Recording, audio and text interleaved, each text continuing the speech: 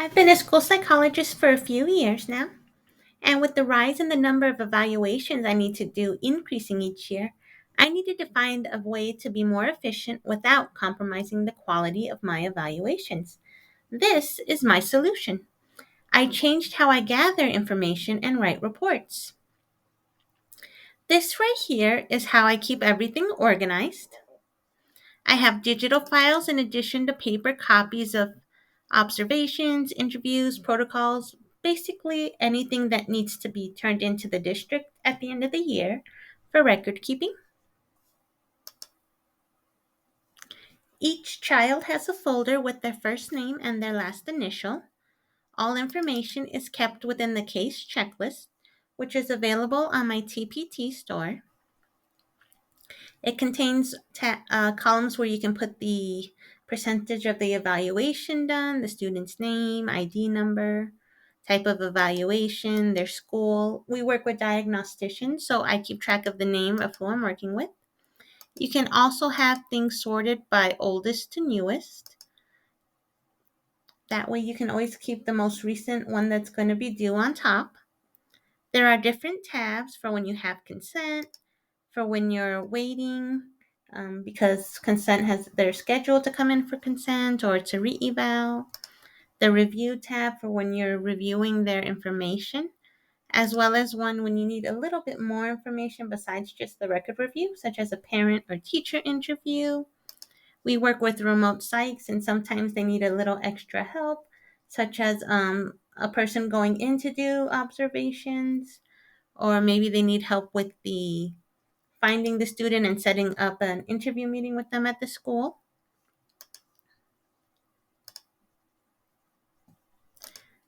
So once I have the student coming in, I create their folder. We'll be using Alfie as an example with real Basque 3 reports that I have removed the names. So the first thing I do is go into the report shell tablet. And since he is only 5 years and a few months, I go into the early childhood one instead of the school age and select the case checklist, report checklist, and the report template using the he pronouns. And then I paste all of that into Alfie's folder and open the case checklist. This is where I'm going to keep all the information. And you can have it printed out once it's ready or just keep it a digital file. It has drop down menus as well as places where you can put all the information. Since this is also for early childhood, it has a spot where you can put if they're in school, since some of our kindergartners are still under 6 years old, as well as if they attend a daycare, there's information from that. The drop down menu has different ways to collect information, such as if you're using the DP4, a Battelle, a Basque 3, or Connor's early childhood. You just pick which one you need. I also like to put the teacher's name for who I send it to. If you're giving cognitive information from the student, if you're requesting medical information, I like to write down all the steps. Did I get consent? Did I actually fax it to the doctor? And then when I got it. If it's an area that you don't need, you can go to layout, click on the furthest area, and then just delete the row.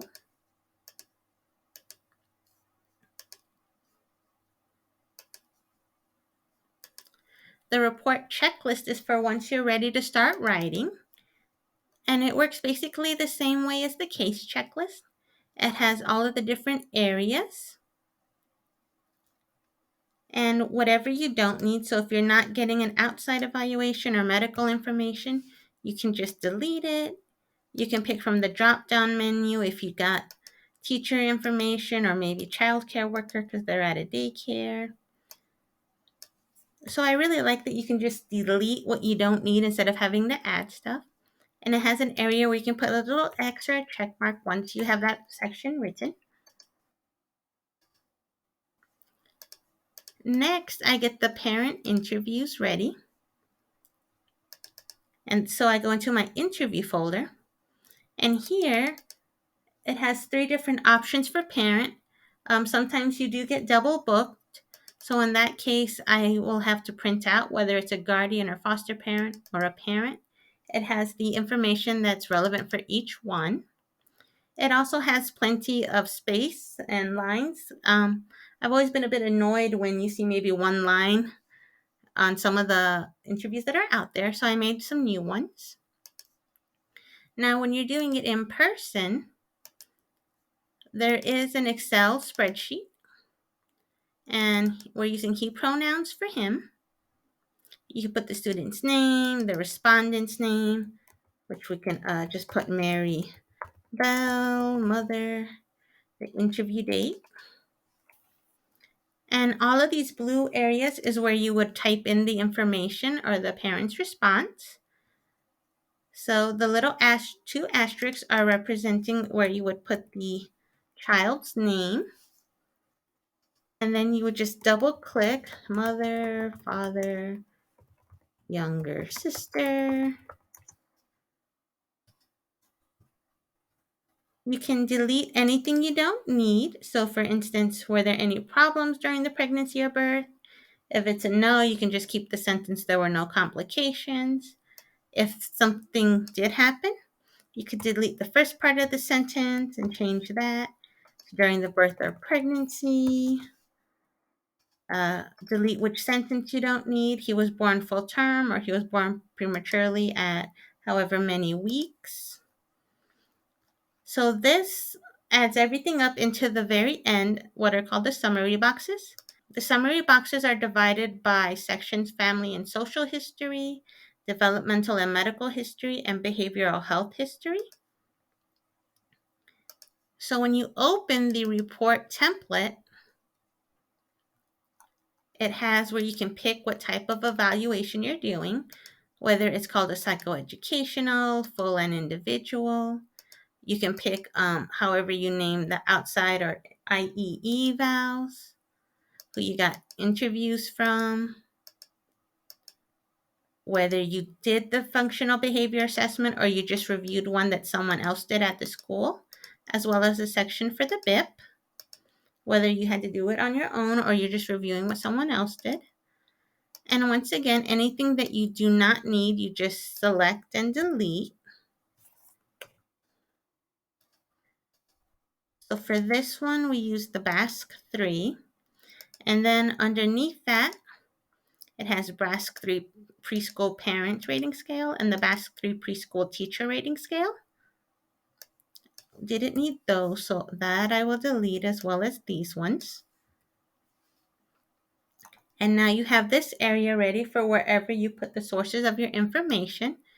You can just copy and paste it into whatever system you happen to be using. Sometimes the little drop-down menus are a little odd. So if you kind of get stuck, you use the little arrows keys on your keyboard and just click to whichever side of it that you need it to go. And again, you can choose however it is that the evaluations are named where you work. It has reason for evaluation. And you can put if it's mother, father, the school, who it is that requested it, as well as the reason why. It has some very vague general, such as due to developmental concerns, due to concerning behaviors they're exhibiting. More specific, if it's motor skills and orthopedic, communication concerns, if they're kind of everything's a concern for that area. There's also the option for triennial, 3-year evaluation or an early reevaluation, and the reason for that. So the drop-down menus are created to complete pretty much the sentence. And what is really cool about all of the report shows that are available on my store, is that you can see there's 2 little asterisks. When you go up to the right corner and hit replace, in the find what box, type the 2 asterisks, and then in the replace with, type the child's name and replace all. And it will give you all of the names, and you already have the correct pronoun because you picked that as the template. It has starter sentences for the school background, and you can just delete what you don't need. Background and history. is where you would paste the parent interview. So just go to paste and then the little A to keep the text only. So we'd go back over here, click on the box, copy, and then paste the text. You will have to do very little editing. It out however you like it organized. But the nice thing is that pretty much everything that you typed while you gathered the information is ready to go into here. For the teacher information, if it came from another school staff member, or like their special education teacher, or maybe they're having trouble where there is no teacher and you have to go to an elective teacher, you would pick that one as well. And it also has for the interventionist, what type of outside or independent or IEE for the outside evaluation, medical information. So for these, once you click on it, since it's already pushed all the way to the edge, you would use the arrow key that points to that side in order to get it out of the box. That way you can select and delete everything a lot more easier. Observations, I've started using a tablet and OneNote, which has been really great because you can just text it to yourself, to your email, and just copy and paste it into there as well. There are also teacher interviews. And the teacher interviews work a little differently because what you do with those is you email them to the teacher. So going back into the interview folder, would go to teacher, what type of teacher. Elective teachers can be for any grade, whether you're at elementary, middle, or high school. The interventionist, and then it has middle and high school and elementary options. And the reason why they're all divided is because there are some big differences, such as you wouldn't ask a middle school teacher, what does the kid do during recess? And it's set up the same way as the parent one. The teacher would double click into the right box to type their response. Their directions are listed right here. And once you get it back, all you would have to do is click in the bottom summary box, copy, and then paste it into the teacher interview area. And then you just have a little editing to do, but then you would be done. So that has made getting everything so much quicker and easier for me. Sometimes you still have to write everything out because they will put the information in the wrong spot. But overall, a lot of teachers have gotten used to me doing this throughout time. There are also the options for email notifications, which you can purchase. And this is if you're only sending them an interview or if you're also going to send them an electronic rating scale. So for this one, we'll open the Q Global one since the BASC 3 was used. And it has in the drop-down menu if you want to say good morning, afternoon, or if you're working late, good evening.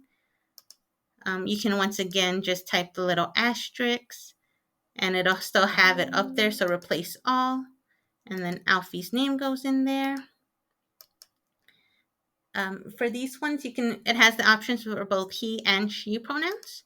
So he has been referred for a special education evaluation or is being reevaluated before he turns 10 for DD or 6 for NCEC or just reevaluated. So you have quite a few options for which one you want to pick. It tells the teacher what information you're requiring from them, how to fill out the new Excel sheet that's being emailed to them as well. It requests that they get the information back to you within 2 weeks. You can pick the name of the rating scale that you're emailing them. So for this one, it would be the BASC 3. You also can let them know that you're eventually going to go observe them. I've changed the wording to where it now says that you're going to try to let them know ahead of time because you're not quite sure yet when you're going to drop by. I used to try to give exact dates, but a lot of times it wasn't working out, so this seems to be better. Then you just copy